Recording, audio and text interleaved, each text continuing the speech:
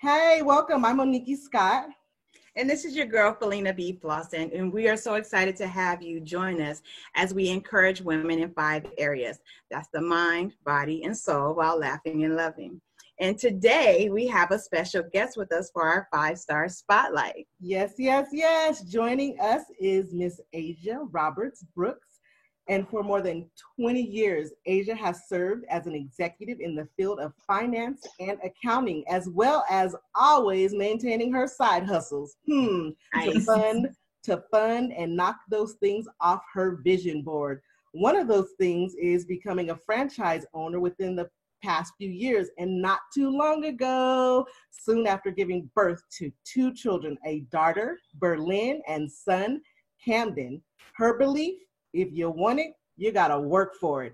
But how does she do it all? Keep listening and you'll find out. Welcome to the 5-Star Living Show, Asia. Hi, thank you for having me. Thank you for taking time out of your so busy schedule and joining us. We so appreciate you. Indeed. So in a few minutes, we're going to talk about your journey and how you got to be who you are. But first, we have a little 5-star business, okay? Asia, when you hear the words 5-star living, what does that mean in your world? It means balance. 5-star is how do you connect all, different variations of wellness, love, self-care and so forth. So really it means balance to me. Okay. And so what are some of the things that you do to find balance in your life? So there's 2 things that are the most important for me, and that is my to-do list, my planner, and working out. If I don't work out first thing in the morning, then I'm kind of off. So if I have those 2 things, then everything else comes into to fruition. Yeah. Is a woman of list. She's the one who taught me how to make to-do lists, because when we were younger, I used to be like, why do you have to list everything? Can't we just live spontaneously? And come to find out, no, you may not.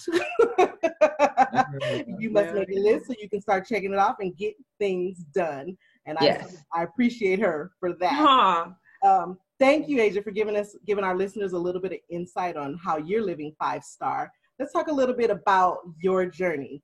Who is Asia? Beyond those titles that I gave you, how would your family or closest friends describe you? I would say that they would say that I'm driven, focused, definitely goal-minded. I'm a giver. I'm a giver for sure.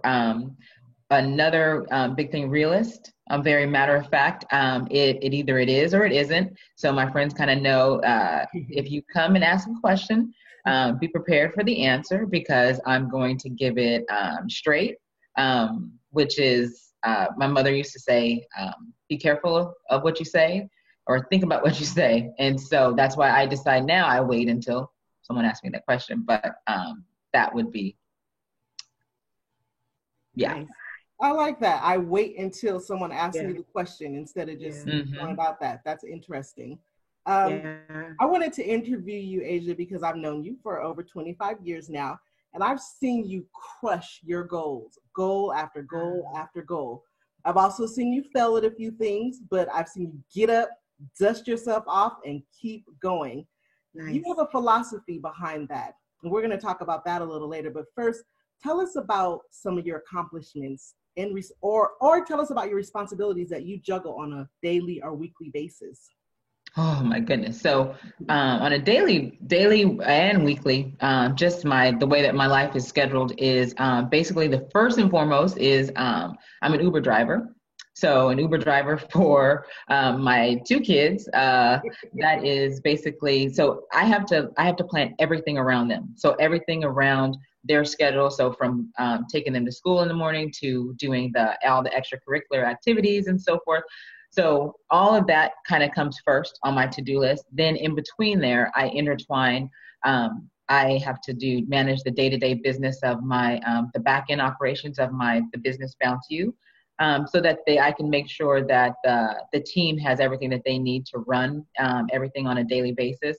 And in between that, then I'm actually also juggling meetings or conference calls that pertain to my my other business, which is a financial management business. And so that comes, and so between those two things, no, three things, it seems like it's not a lot, but, and then on top of that, I'm always looking for my next thing, like trying to, in my mind, I'm always trying to like plan, okay, so what's the next thing? So it's also setting like a little bit of time to figure out, okay, where am I going next? What am I going to do? Because I just want to accomplish, not even accomplish, I wouldn't say, I just want to do so much. And so I'm always constantly asking myself and though that question. And so that's why I'm always constantly adding those different things into my responsibilities too.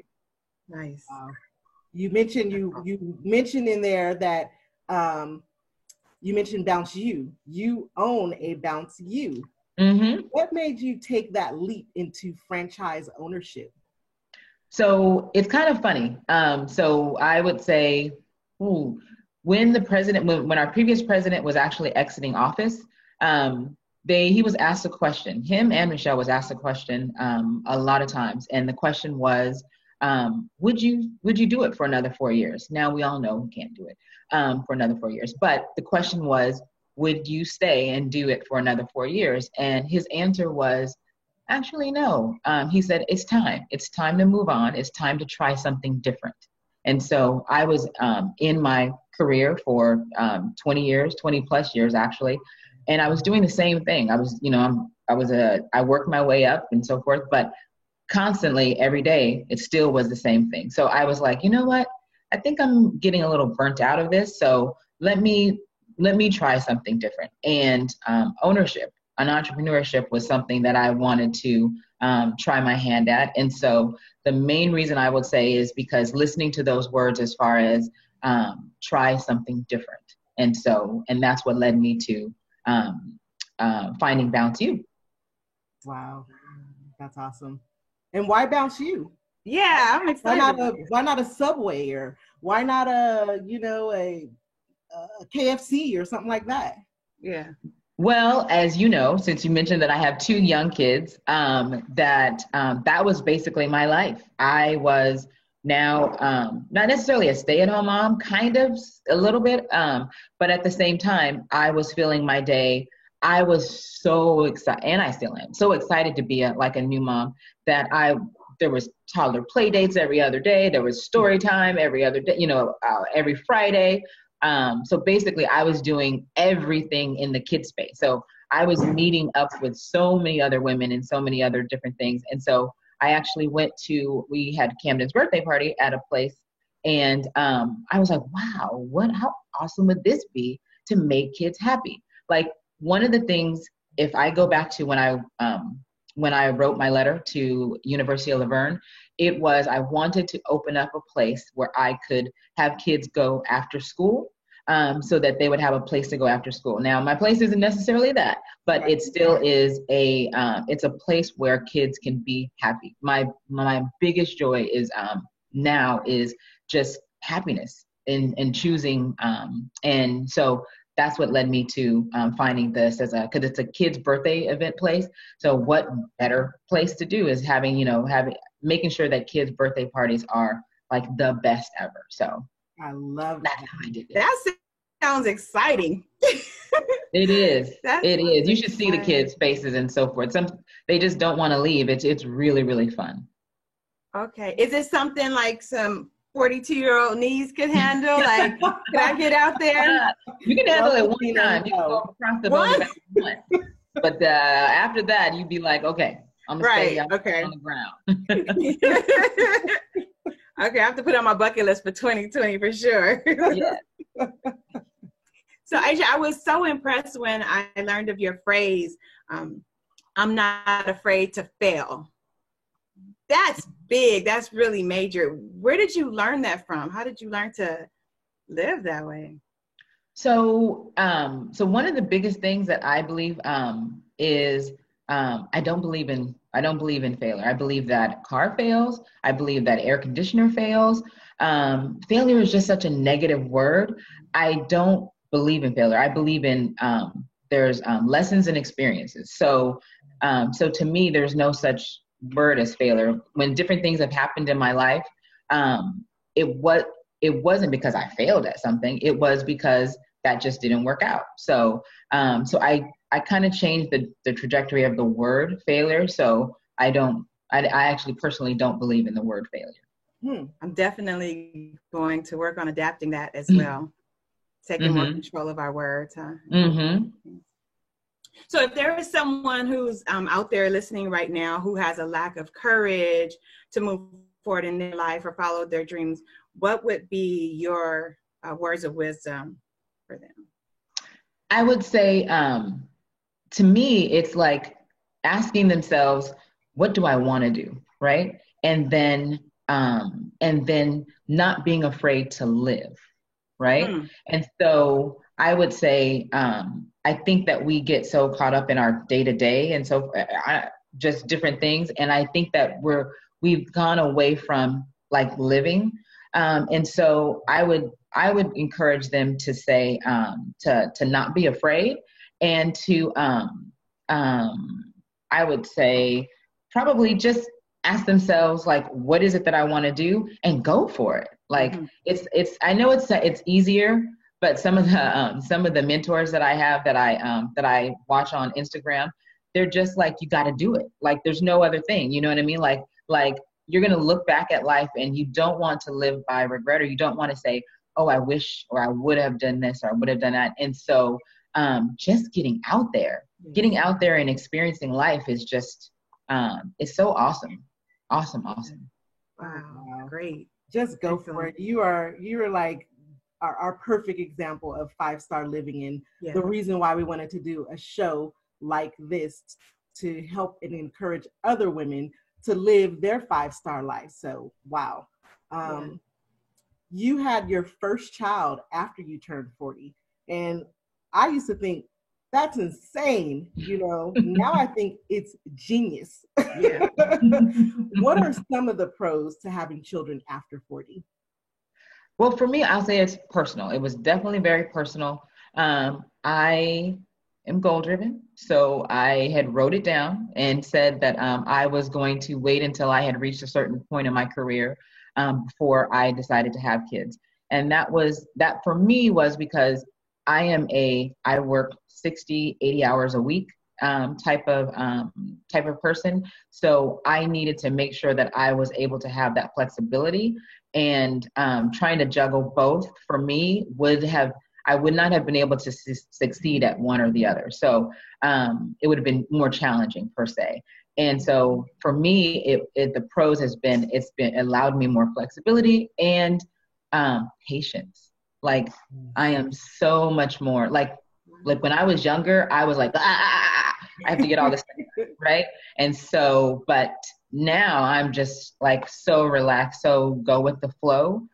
So, and I think that comes with age and wisdom and so forth. And so, so patience and flexibility is the main pros that I would say for having kids over 40. For me. I totally agree with you, because I think a lot of times at a young age, when we have children young, we're growing up with them. So we're so busy trying to find ourselves that trying to spend time trying to help our children find themselves, it kind of gets lost. So a lot of times now, when I tell a lot of young ladies, teenagers, and even women in their 20s, I tell them about you. And I'm like, no, you need to wait. You need to wait. I don't care. I know people may be telling you to go ahead and get your children out the way, but wait until you're like 30. I don't even care if you wait until you're 40, but do some things. Do you first. Do you first, figure out who you are, and then I promise you're going to have a lot better experience raising your children, because you're going to already know who you are, and you're going to be able to focus a little bit more on them. So bravo.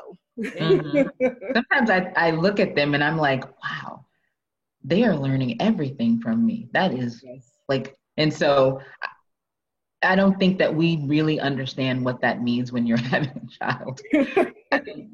So yeah, I thank gosh that I waited. Yes. And if listeners, you're listening, you remember earlier I said Asia lives by, if you want something, you got to work for it. Well, she also teaches her children that. How old are your children, Asia? They are 4 and 5 right now. 4 and 5-year-olds, right? She teaches in that. They are under the age of 5, or under the age of 6, I'll say, and they've been working, you hear this? Working and earning since they were newborns. Explain that to the listeners. What do I mean by that, Asia?